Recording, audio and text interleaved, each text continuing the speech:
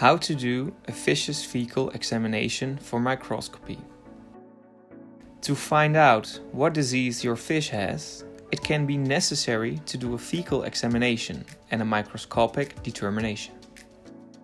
Use a small clean container and take clean water from the aquarium. Put the fish in the small container and wait until the fish excretes fecals. Take the material immediately after excretion with a pipette or a syringe.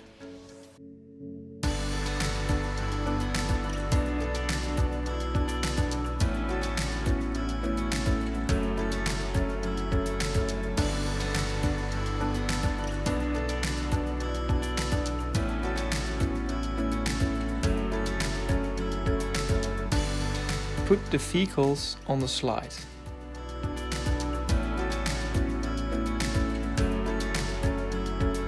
Now distribute the fecals over the slide by letting the cover glass down carefully. There should be some water present.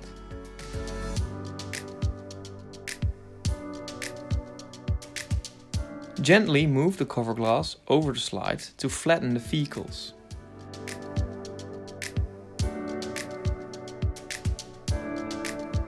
Now the slide is ready for the microscope.